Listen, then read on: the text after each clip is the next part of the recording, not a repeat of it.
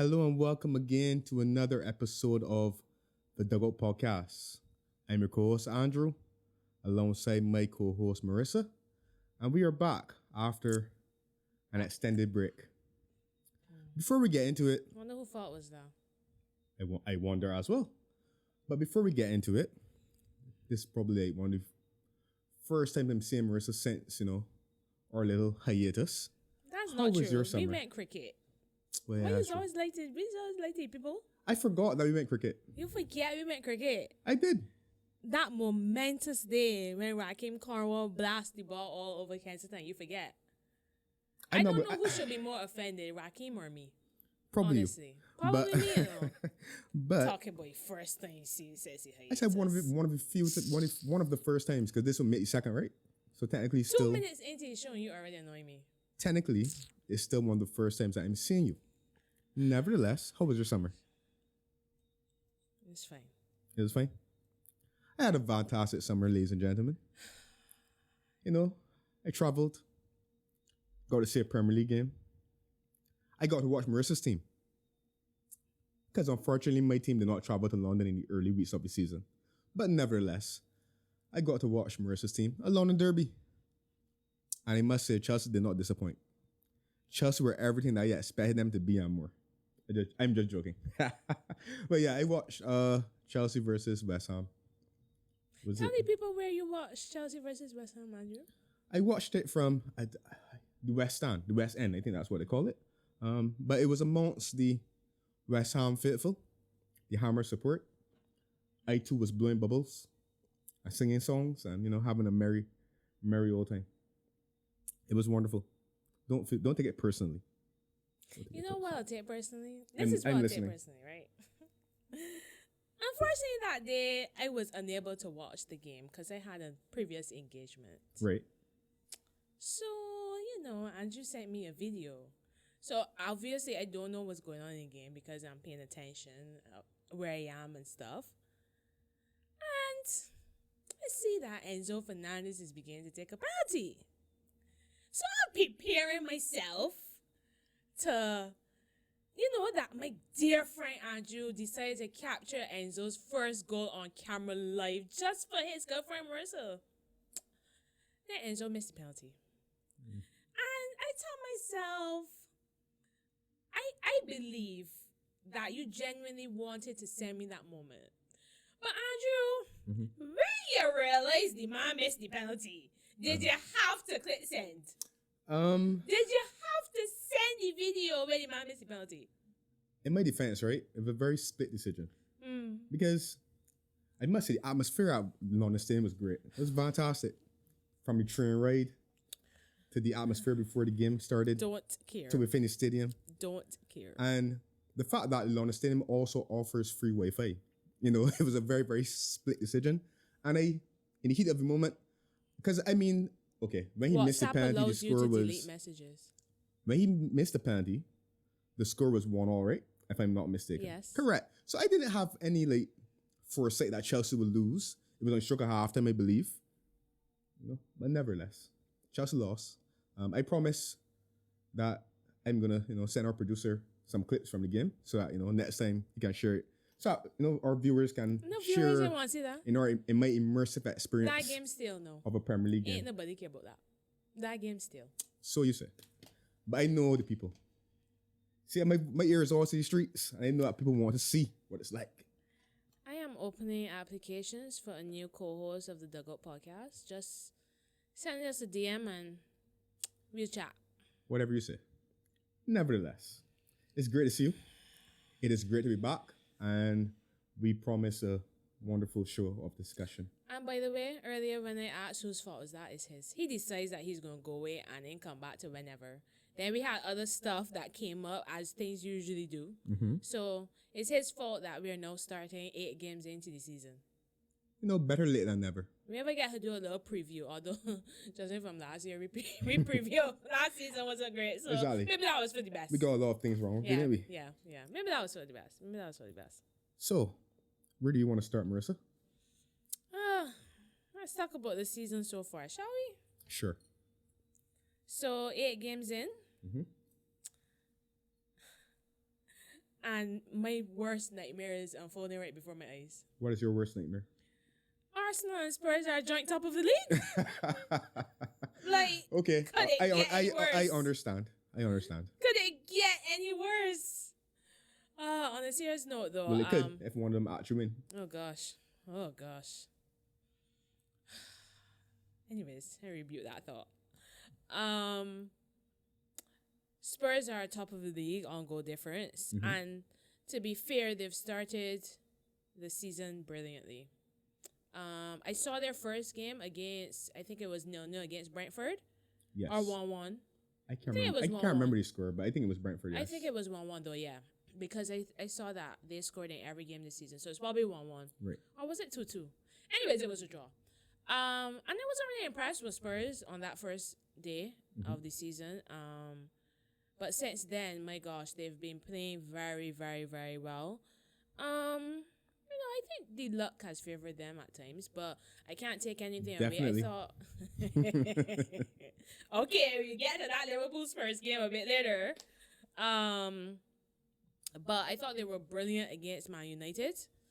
And I thought they were very lucky against Liverpool. Not they played badly, but I mean, farcical VAR calls, dubious red cards, shocking own goals, like that. They were very fortunate in that game.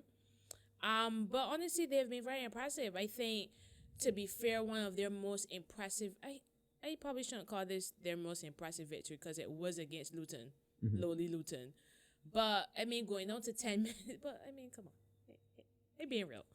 I have a soft spot for Luton, as you know. All right. Continue though. Going on to 10 men, losing probably one of their best players for the season, Basuma. They showed really good character, not only to get the win, but to hold on. I mean, to be honest, Luton is not really, I mean, they did beat Everton the week before. But, Luton aren't exactly buying in the goals. But I thought it was impressive. Usually Spurs, when they face adversity, they, what they say, they become Spursy. They crumble. But I think that they Is that what they say? Yes. Or is that what you say? Continue. Anyways, they've shown a real resilience. I think Arsenal have not been as impressive. They're unbeaten, yes. But I don't think Arsenal have been as impressive as they were last season. I think they have made some interesting signings. And I think that they're still playing well. We saw that they won probably the biggest game of the season so far against Man City. Very fortunate goal, I would say. Let me not lie. But Arsenal have been still doing well. I don't really have much to say about Arsenal. So I'll let you jump in on Tottenham Arsenal before we move on to the other teams. You're not allowed to mention the Liverpool game until we get to I our was not segment. planning to. I was not planning to. I was going to wait until we get to the segment on referees. Okay. For that. Tottenham. I think I didn't even realize you're going to LFC shirt. I do, yeah. Nice. Came out to represent. Vomit, Whatever. but nice. Whatever. But yes. So, I think the fact that Tottenham made this appointment, Postecoglou. Yes. Let me just call it Ange. Okay, that last Ange. name a little yeah. long, yeah.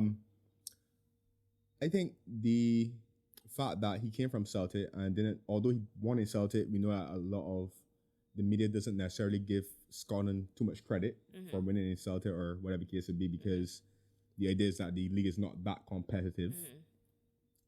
So I think the fact that he has been able to go under the radar without the expectation in a sense, very much he's not the Conte or the Mourinho that they went for in recent times. I feel as though that has enabled him to shape the squad that he wants, make some true signings. Maddison, for example, reinsert some players who were on the fringes of the squad back into the starting level, like Basuma. I think he bought a centre back as well, Van de Beek, I think. Van de Ven or something. Van de Beek for? Mickey. Van de Ven, right. Right, that guy. And yeah, so I feel as though he's been able to, in fact, no one really expected Tottenham to make such a good start. They sure really didn't. I think has really taken the pressure off, Yeah. and they've just been allowed Definitely. to play their game. I felt as though the departure of Harry Kane as well would have added to the lack of expectation It's true. surrounding Tottenham. 100%. So I think they've been doing well. Yeah. He seems to be a very clever manager, and he seems to be instilling a spirit in Tottenham that is, resilient, and that's quite refreshing to see. Yeah. So we see how long they can sustain it. I don't think Tottenham squad has the depth necessary to go the full length of the course in the title race, but definitely they should be up there challenging for the European places. In terms of Arsenal, I actually haven't seen many Arsenal games. I think the only Arsenal game that I saw the second half against City, but besides that, or previous to that, the only other Arsenal game that I witnessed would have been the game against Man U when they won late on, I believe. I remember, I think I messaged you at the end of the game and I said, if Arsenal want to be considered title challengers against this version of Man United, they need to be winning these kind of games, turn this into 3 points. And they got there in the end. In the end. In the end. But recently they've had a couple up and down results. I think they lost in Champions League. And like you said, the performances in the Premier League haven't been convincing. Although, from a defensive point of view, the performance against City was quite good. Yeah, defensively, I thought they were great. Yeah. So, honestly, clearly there's a belief, there's clearly desire with Arsenal to go one better than they did last year. Right. I still have question marks about the mentality and the character of that squad over the course. But we'll see. We'll see. Yeah. I think, again, I no longer question Arsenal's talent. I honestly think it's a matter of, will and character and desire, and whether or not they can, withstand adversity or bounce back in those tough moments. I think that would tell us more about Arsenal. Yeah. And I think the additions that they've made, Declan Rice, Kai Havertz. Fantastic signing. Who else did they purchase? Timber, but he may be out for most of the season. Oh, yes, he got injured early in the first game. Yes, I forgot about that. Yeah. And the goalkeeper, Raya. Oh, right. How did I forget? It's an interesting thing because I honestly didn't expect Arteta to be looking to change his number one. Although he says he has claimed that they're like core number ones and based on the game or the opponent, he will decide. I agree. So, again, I think Arsenal. I think Arsenal will be. So far, I'm going to go on a limb here. I think Arsenal will be in amongst it. Okay.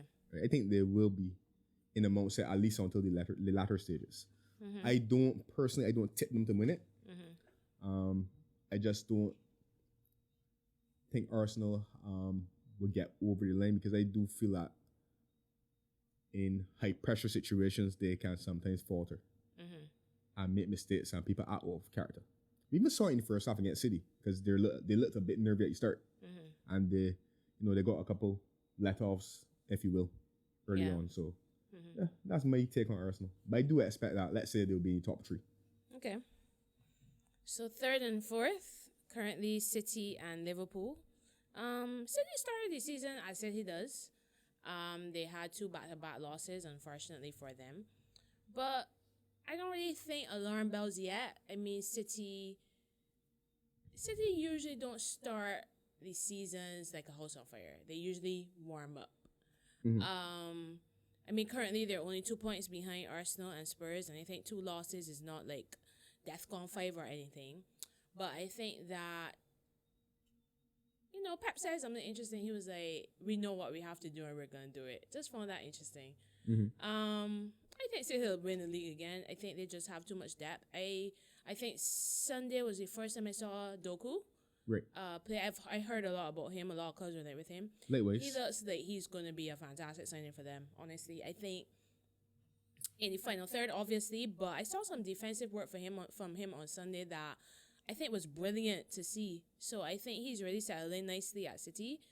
And I think they'll win the league. I mean, I may be eating my words. We'll probably revisit this again Christmas when we do some more serious predictions. But I think they're going to be there.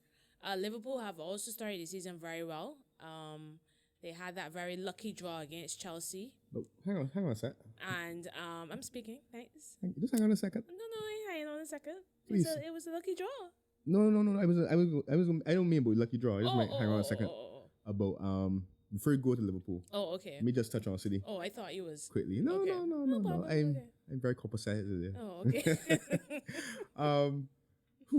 Okay, City. As I told you before the season, I think what people fail to recognize is that City have gone through some subtle squad changes. Yeah. Gundogan has left. De Bruyne is so injured. Mahrez left, right? Cancel. He's not Cole a Palmer. part of it anymore. Cole Palmer departed. Although Cole Palmer wasn't necessarily a fixture, but yeah. So I mean, they've gone through some slight adjustments, so to speak, and they brought in came in. Right, and Nunez and Kovacic. Kovacic. My apologies. No. I mean, I was just coughing at his decision to leave. No, I mean it was just more. We touch on that again later. Okay. But yeah.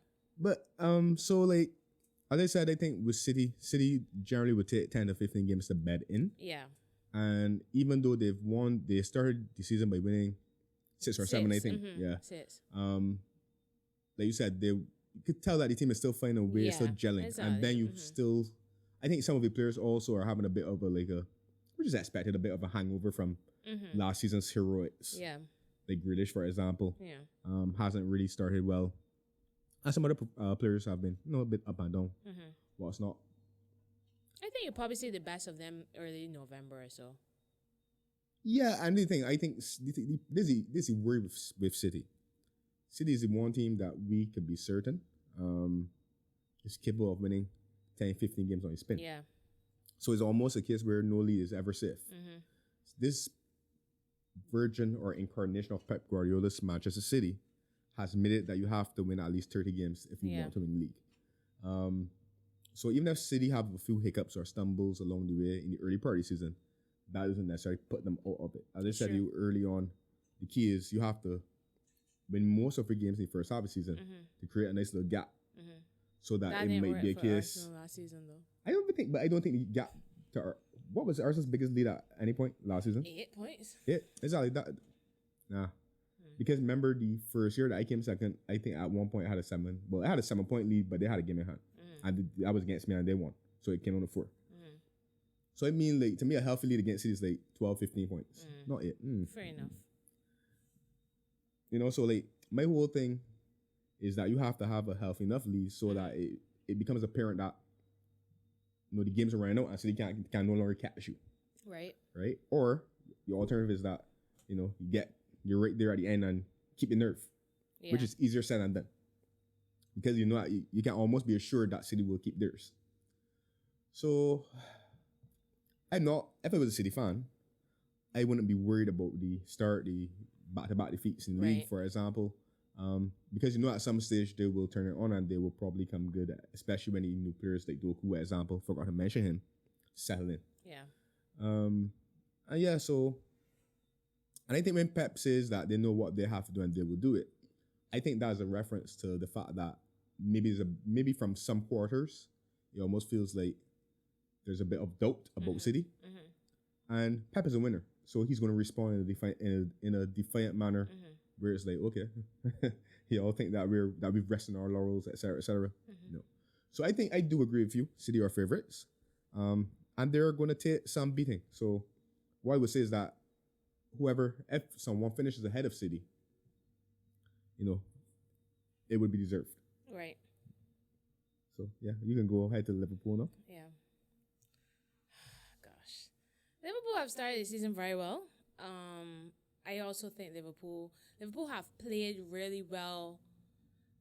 Let me put it this way: Liverpool look again like that attacking force that used to strike fear into most people. Like, y'all look like y'all can score goals for fun. I think only Brighton and Villa and Newcastle. But Newcastle was a bit of an anomaly because they scored 8 in the game. So let me say Brighton and Villa have scored more than you guys. Right. You guys look really good offensively. Defensively, I still think there are question marks there. But I think y'all have started really well. Y'all have not had an easy start to the season either. Chelsea, Brighton, Spurs, all within the first 8 games. That's tough. Yeah, we play West Ham too, and Villa. West Ham. That's a tough start to the season, to be honest. And all those teams, with the exception of Chelsea, are in the top half of the table. Right. So I think y'all have started really, really well. And I think the midfield refresh is looking like if it's going to get y'all back to where y'all want to be again. But I still think defensively y'all have a few things to sort out. But I think Liverpool are going to be amongst it as well in that title race. You could grin now. Thank you for the vote of confidence. I agree with some of the stuff that you said, but not all of it. What am I sparking in disagree with? All right, so firstly, yeah, we do look like we have goals in us, but I think that's because of the quality that, in terms of personnel, you have Mo, you have Diaz, you have Gakpo, Jota, Nunes, and there've been a few games where they've played well, and it looks that way, and then there've been a few games where we've been pretty poor with the ball, but then something happens and you get a chance, and or they spark into life and put a combination together and work a goal. That's happened a few times. Because what I would say about the attack is that, apart from, to me, only Mo Salah, I think, gives me confidence or a surety that he's going to score. Yeah, fair enough. In terms of high numbers. I think the others would chip in, but he's the consistent one. And he's also not only putting the ball in net, he's also a key for us in terms of creating chances. Because a lot of his creative play goes, underlooked, or people are not paying attention to it for whatever reason. Yeah. So, but the attack definitely has goals, so I guess that would take care of itself as the season wears on. Yeah. The defense, I actually think the defense is okay. Do we have frailties? I think we always have frailties because we seem to be a bit more durable. And what I mean by durable is that there've been times against Chelsea, for example, against Tottenham even, where we've had to be under the caution, even against Brighton on Sunday. Real and under the caution that first game of the season. We found a way to stay in the game and not concede again. And I think that's a good sign. So, I mean, I think Liverpool, the nature of Liverpool's game is that they will always give you a chance or two, clear openings, but then you rely on Alisson to make a save. And we get lucky at times because a lot of teams miss chances. A la Joe Pedro on Sunday. Miss a sitter, in the last 5 minutes or what's not. So, I think the big word for me is the midfield refresh, as you called it. I like the look of the midfield from an attacking perspective. But in terms of, again, durability and actually being able to control and contain teams, I do have my concerns. I think the one area that Klopp hasn't addressed is the holding midfield position. Well, he tried to with Endo and Gravenberch. That's his name, right? Yeah, but Gravenberch is more of an it. Okay. He's more like, seems to have more technical ability though, but he's more like of a Keita type player. Okay. Break the lines and stuff like that and get a goal for you. They think I'm waiting to see how that Endo situation develops because he's 30 years old. We don't normally sign players that old. And it could have been a panic buy after the Lavio Casado mess of the summer. But he's been using Alexis in that position so far. And it's interesting, is Endo really another body, or is he someone that's supposed to come and play that position? I suspect the former. I suspect body, yeah. Yeah. So I still think it's an area that he needs to, add to or enhance at some stage, if not in January, maybe in the summer. But what I would say about Liverpool is that I like the look of them. I like the age of the squad. There's a few experienced players like Van Dijk and Robertson and Salah.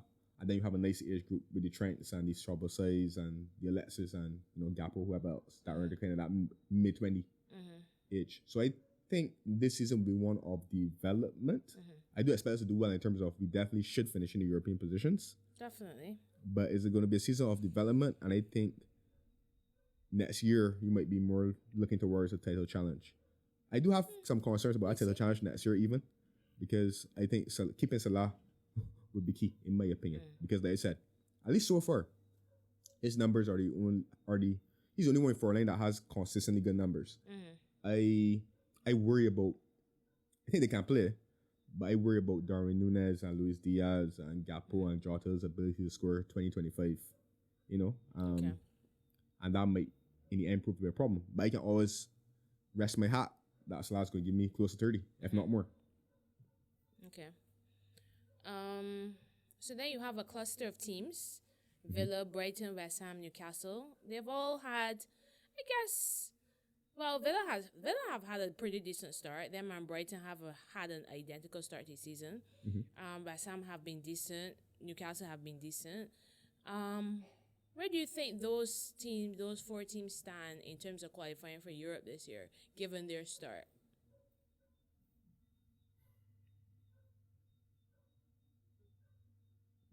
Sorry, excuse me.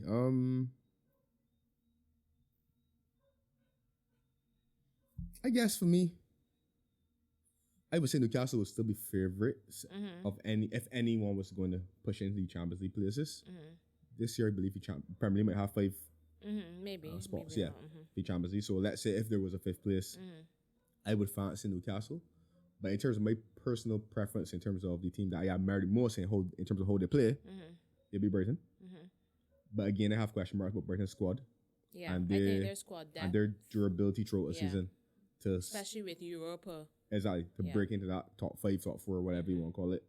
So I would fancy Newcastle. I think where Newcastle might be let down is that I think the other teams that we've discussed so far, part Tottenham, because maybe that's a toss up, have a better coach.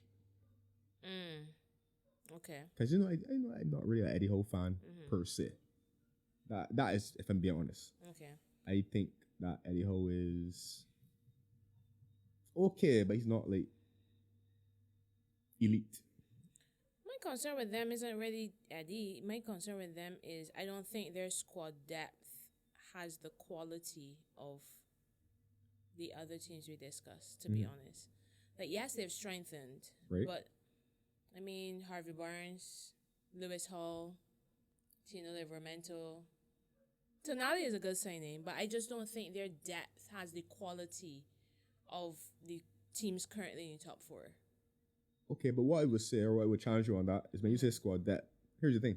I don't think their squad has the quality, period. Because I said to you last year that I think a lot of those players were overachieving in terms of that composition of squad. True. So they have a few good ones, like Guimaraes, for example. Amron is decent. But you wouldn't look at them and be like, oh, that's a world beater, that's a world star. Okay, fair enough. And even the players that they've bought, they've bought potential. Yeah, Anthony Gordon, maybe. Harvey Barnes, I don't think so, but still. Livramento, I think he was at Southampton last year. Yeah. Okay. Potential. Louis Hall, good moments last year at Chelsea. Potential. But, so like that's what I mean. Like I doubt the squad strength in terms of genuine quality, even in starting 11, compared to other teams. And then I doubt Eddie Howe at times. No, maybe not. Okay, I really don't have any evidence to back up, maybe from a tactical perspective, but maybe from a conviction perspective and just even identifying signings. Okay. Like for example, when they played City early in the season, I didn't get a sense that Newcastle felt as though they were City's equals in that game, and I think that's where it started. God believe you can win first to actually win. But they did that with AC Milan away too in Champions League. Maybe it's just an away thing. A little tentative. Yeah. Maybe it's just an away thing. That's something I'm going to keep an eye on because it's interesting. PSG is arguably a superior team to AC Milan. But when you look at how they played PSG last week compared to how they went to Milan and played, it was like chalk and cheese. So it's like when they go to big away games, their first objective is not to lose. That's the impression that I get. And I think that's what happened in Man City game as well, because they beat them in the Carabao Cup at home. I didn't watch the game, but they did win that game and it was at home. So that's going to be something I watch with them this season. But we have to bear in mind that the Man City game, Man City made a lot of changes. True. But still, it's still Man City. I had a couple of injury concerns going into that game as well. Okay. So that wasn't like full strength City, and I think they won 1-0. Shade it. The PSG game, my theory on that is that, that can happen. And this is what I mean that it can happen. Newcastle would have played in Champions League when Shearer was there. So let's say 20 odd 20 years years ago. ago. Right. Something like that. Their fans have, and Newcastle in terms of football city, in English terms, it would be a big club, right? That was struggling because of financial reasons for the last 20 odd years. Right. Let's not forget that Sir Bobby Robson managed Newcastle at one stage. Kevin Keegan managed Newcastle at one stage. Newcastle actually came second in the Premier League at one stage, a couple times. So they're not like minnows necessarily. So their fan base would have been, charged, emotionally charged for that, return of the Champions League. It's true. So and that galvanized the players. Yeah, and I feel as though PSG wasn't expecting it. They weren't. We weren't expecting. I wasn't expecting it, to be honest. You was or was it? I wasn't. Okay. I wasn't. So I don't think PSG was. I wasn't expecting it either. But it's like, don't get me wrong. It's like I think the atmosphere, like it almost feels as if that was probably similar to what you might get at Anfield if Liverpool missed the Champions League for 5 years. I know back. Yeah, first home game against a big team as well, PSG. Yeah, okay, I could see that. Be up for it. And I think that PSG weren't ready for the battle, right? And they got overwhelmed by the occasion and the emotion of the game. Right, true. I feel as though that's what happened. Not taking anything away from Newcastle and their result. Okay, so we touched on some mid-table teams now, Man United and Chelsea. I was not looking for you to introduce it like that, when you said mid-table teams in terms of position of the league, but okay, fine. Yeah, fine. they are mid-table. Carry on. Man United in 10th with 12 points, Chelsea in 11th with 11 points. I think, in fact, let me pose this question to you. Whose position would you rather be in right now as a club? Manchester United or FC Chelsea? Or Chelsea FC? Darn, that is a good question. Whose position would they rather be in? Okay, I'll go with Chelsea. Why? Okay, so although you guys have had issues with the new ownership and how they supposedly run the club and certain decisions that are made, I guess I would rather have an unlimited budget to spend if as a coach coming in there, than because at the end of the day, right, Man U is an unbalanced poorly assembled squad in some respects. And what I've heard is that they haven't had the usual, purse strings to go and address the issues that they've had. The brat. Yes. And the Glazers stalling on the takeover or the sale hasn't helped. So I would rather, for that reason, be in Chelsea's position. I see. If I'm being honest, which I am. Okay. Anyways, I would rather be in Chelsea's position, but for a different reason. I think Chelsea have not had a great start to the season. In fact, it's been poor. I mean, at one point it was one win in 5. That's pathetic. But I think that Chelsea's problem this season has not been performances, it's been results. I think that Chelsea, I think we were talking before we came on, I think I've only seen one game that Chelsea played really bad in, and that was Forest at home. And I guess to an extent Villa at home as well. But the performances against Liverpool, even against West Ham, for large parts of the game. I would agree. Bournemouth away as well, where we missed a gluttony of chances. Like, the performances have not been bad. It's just the issue from last season, finishing chances. Right. So, Q might surprise when we score 4 at Burnley, especially going 1-0 down. Like, honestly. But I don't think the performances have been bad. That's why I haven't been too downcast with the start to the season. I still am positive that maybe we can get in a European spot. Hopefully not the Conference League, but a European spot. But I think with Man United, it has been vastly different. I've watched most of Man United games this season, and to me, they've won 4 games. And I cannot tell you that I think Man United deserve to win one of those games. If I had to choose one, if I had to be pressed, I would probably say Forest. Maybe Burnley. But Brentford on Saturday, Wolves, no. Like, you look at I think my issue with Man United is their start has not been great, but their performances have been worse. Like, in the game against even Forest. 2-0 down to Forest. Like if Forest, I think Forest scored too early, which was probably a detriment to them. Mm-hmm. But you look at 2-0 down against Forest. They lost what? Was 3-1 to Brighton or 2-1? Something along those lines. Palace. I can't remember what the result was. Palace at home 1-0. Wolves. How they got away with Wolves on the first day of the season is mad. Wolves, yes, should have had a penalty, but Wolves battered Man United at Old Trafford. Honestly, I was shocked. But Wolves have a similar issue to Chelsea in the sense that they don't convert chances. True, exactly.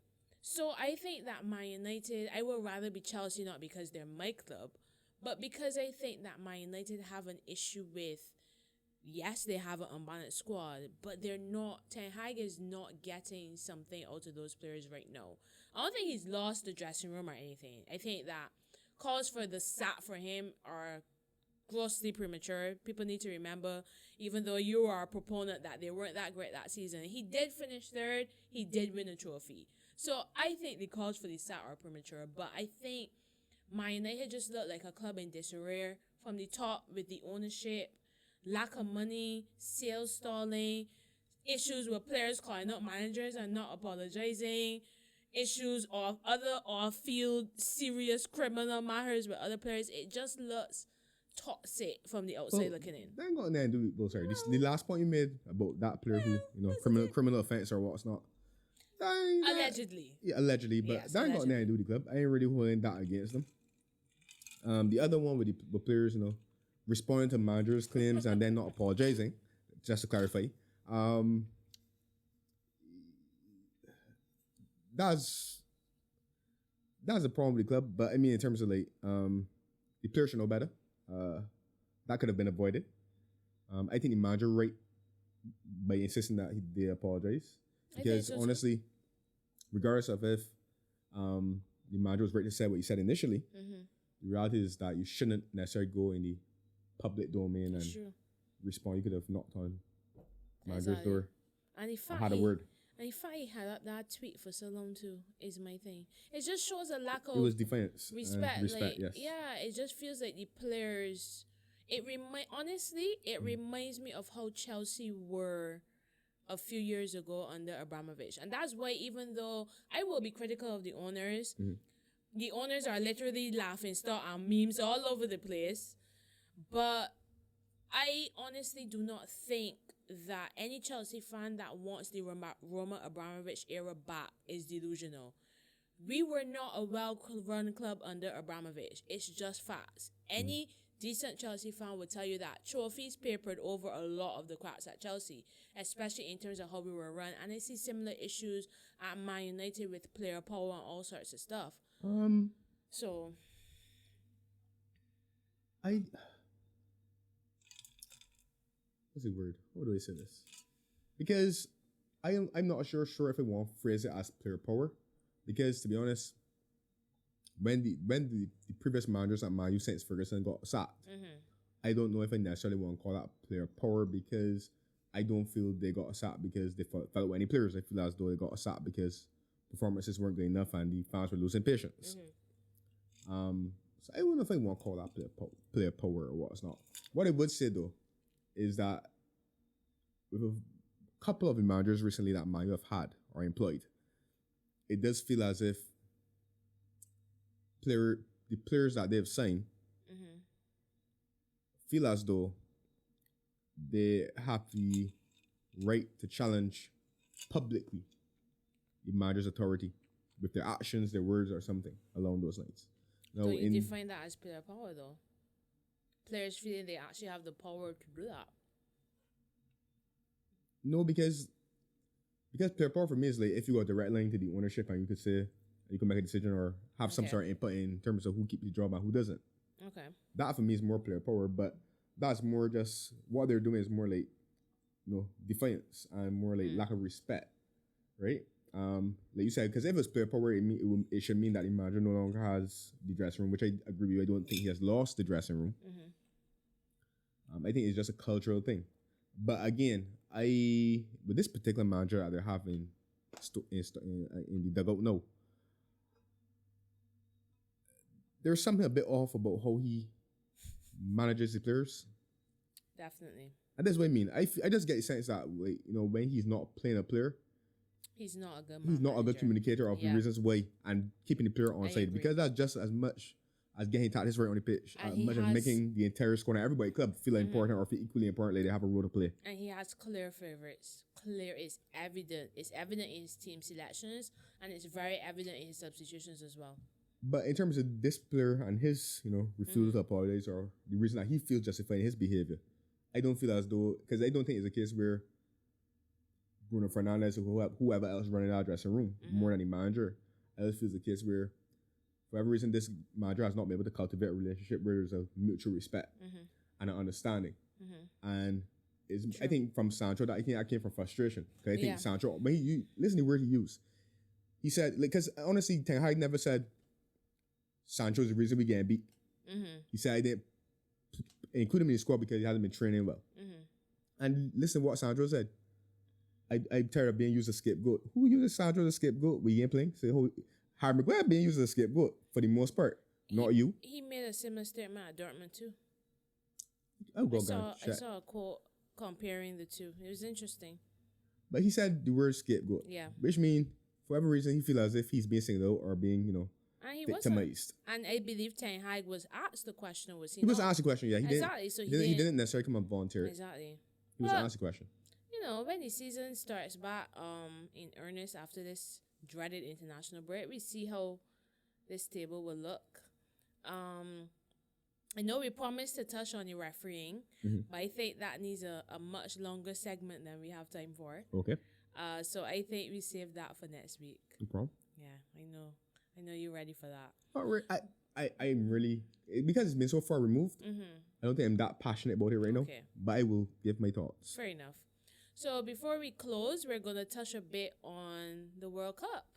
The West Indies last World Cup. Okay. I have to say I'm enjoying it though. Yeah, because you're going to hurt and risk. You can't get emotional. You can't call me and say, well, you know, such and such and such and such. Whatever. Made a bad decision. And why did they choose to do that after winning the toss? You can't go on your rants. I don't know what he's talking about. Anyways. Pretend. So we have a few teams who've played 2 games already. We have New Zealand and Pakistan. 2 wins from 2. New Zealand sitting pretty with a great net run rate thanks to their thrashing of England in the first game. Things I love to see. South Africa, very impressive. Highest World Cup total, 428 against Sri Lanka. So they won their game. India, very impressive against Australia, although I have issues with that pitch. Not necessarily issues. I just find it interesting how most of the games have been high scoring, and that one was just, you know, not very exciting. And that's the one game I actually got it early to watch. I was disappointed. England bounced back from their thrashing of New Zealand to beat Bangladesh today. And Bangladesh would have previously beat Afghanistan. So Australia, Sri Lanka, Afghanistan, and the Netherlands are currently winless. But that's really only a concern right now for Sri Lanka and Netherlands because they've played 2 games already. So basically, this is just who we think can go in the top 4.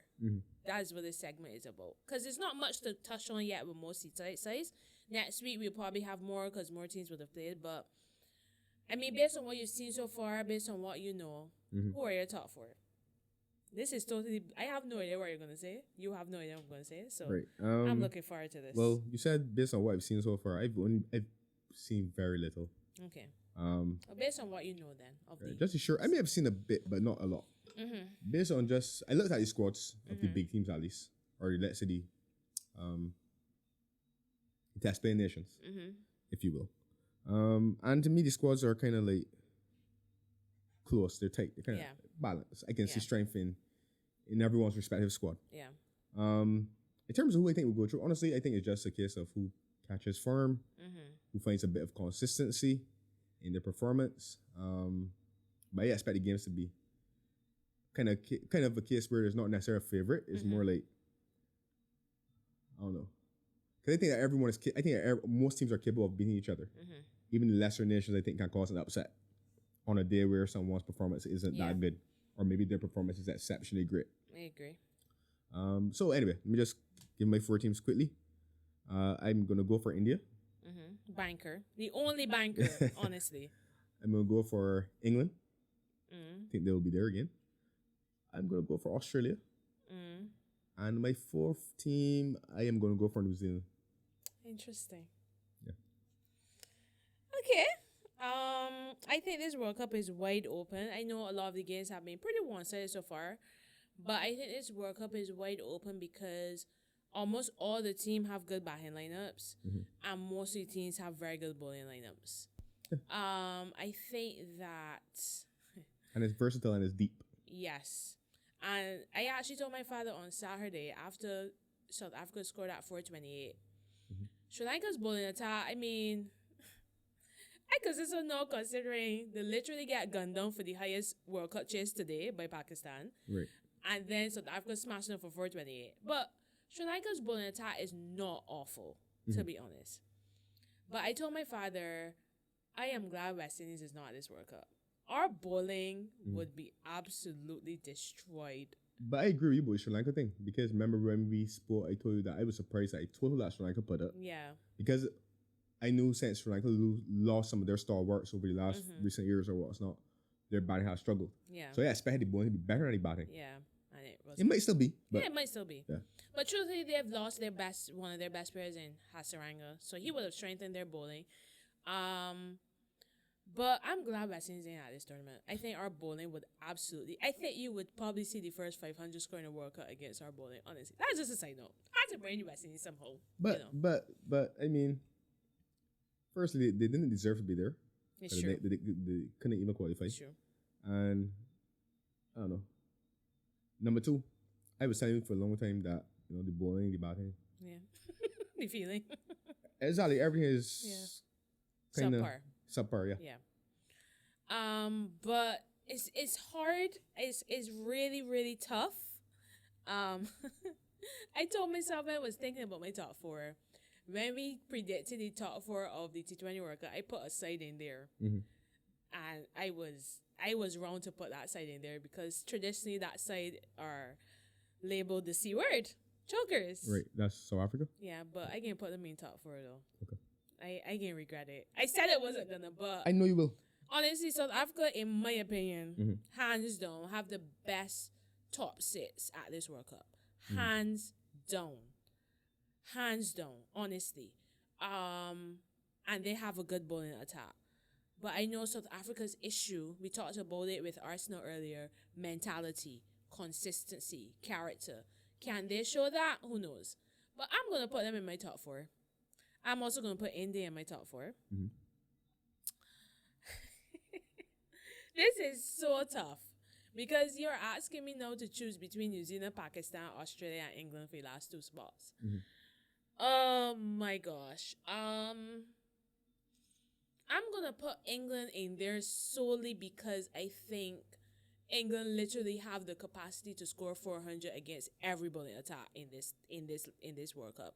I don't rate England's bowling right now, but honestly, I think when their batting clicks, they will score 400 plus in most games. So that is the only reason I'm putting them in. So that's India, England, South Africa, and India, England, South Africa. My final team will be New Zealand. I think Australia will miss out on top four. And that is weird to say because these are serial winners. But I have seen Australia play. I saw Australia's series against South Africa. They won the first two games convincingly, but South Africa absolutely destroyed them in the last three games to win that series 3-2. Then against India as well, destroyed in the one-day series. I think it was 2 or 3-1. I think Australia's issue is I think they have too many injuries to keep theirs. And to me, their middle order doesn't look like if it's going to put up 300, 350. And I think that's what you need to do consistently. I think their batting is a little thin. And I think outside, they only have one frontline spinner. When you look at most teams have two good spinners. I think India, you need two frontline spinners, and they lost one of theirs at the beginning of the tournament. So I think Australia are going to miss out. I think it will be India, England, South Africa, and New Zealand in the top four. And Pakistan will miss out solely because I think I've not been, even though Pakistan have won 2 games, I've not been impressed with certain Pakistan can't string a solid game together for me yet. They didn't bat that well against the Netherlands. I felt like their bowling, because which is their strength, helped them out.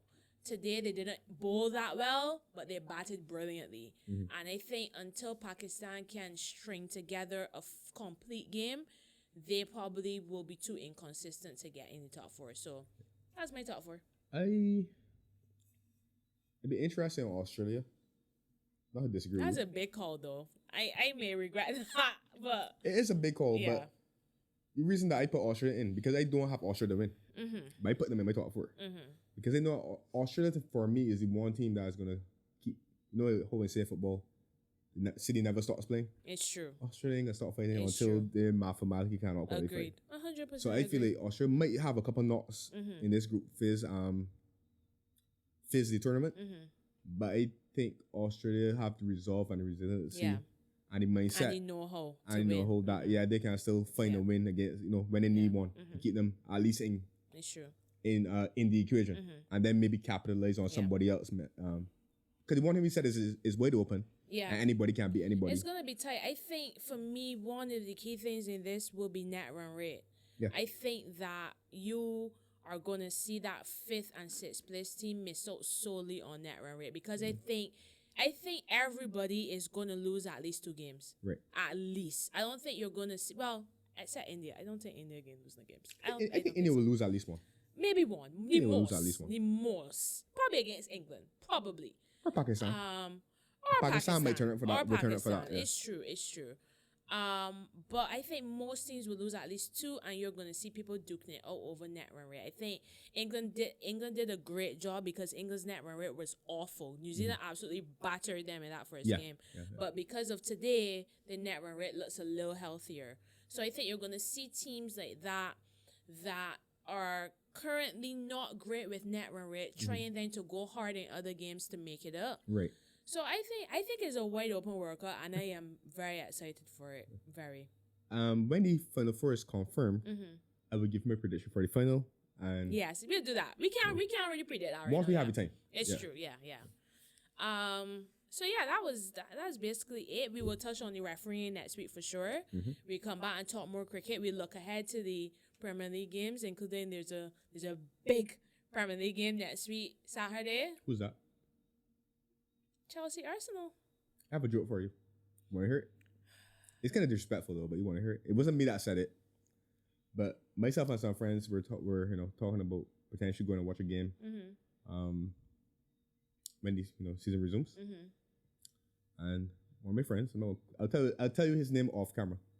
He says to me, it got to be a big game. I said, cool. So I suggested that game, and he responded, it's not big enough. Anyway, continue. Actually, no, I don't blame him for saying that, to be honest. Yeah, I mean, in the current context, actually, no, to me, it's still a big game. I call it a big game because it's a big game for Chelsea. I think having won 3 games in a row, it will show whether or not this team is progressing forward. That's why it's a big game for me.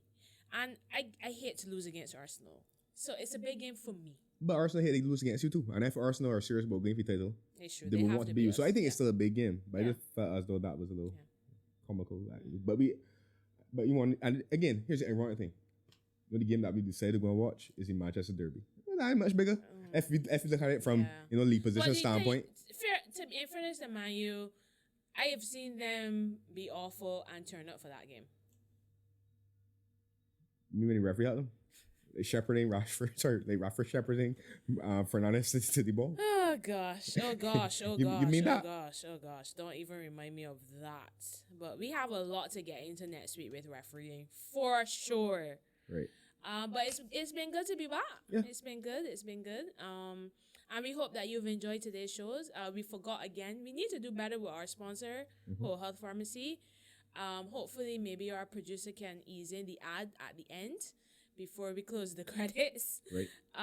But shout out to Whole Health. As you can see, I have a brand new tumbler. It's very nice. It's bigger because, I need to drink more water. So, bigger. So they're these kinds, and they're the kinds that we had before that Andrew decided to lose on a island safari. So we want to thank Whole Health. We want to thank Spirit Light Studios, of course. Big up to Shat. Shat is doing a fantastic job. We also want to encourage you to like, share, subscribe on our YouTube channel. Also check us out, the Dugout Podcast. On the score BB, right? Sure, just make sure I put it on the screen, right? Yeah. But that's it, right? Dugout Podcast on the score. Hope so. I think so. Shot shaking your head, so. Probably not, okay. And maybe just I think it's just the Dugout. We saw a new season 2, and we still with this nonsense. You know what? Let me see if I find it. This is so embarrassing. But anyways, my Instagram handle is Marissa Simone. And I'm Drew9106. You show me this. We can announce it when we. Okay. Andrew just shared some really good news with me. We'll hold it back. It's a surprise. Yeah, we'll hold it back. But let's just say we're gonna have a very special guest soon. He was so excited he had to show me it on air. So yes, we're gonna have a very special guest. That's something to look forward to this season. Right. We're going to have more guests, people that are very familiar to our viewers as well. So that is something definitely to look forward to. So, in spite of the fact that we can't remember our Instagram handle or our names or what the case may be, or our sponsors, exactly, we don't suck that much, right? We still doing big things. Still give us a try. Still like. Still share. Still subscribe. It's true. The Dugout Podcast. I know it's underscore something. Oh gosh. Anyways, thanks for joining us and see you next week.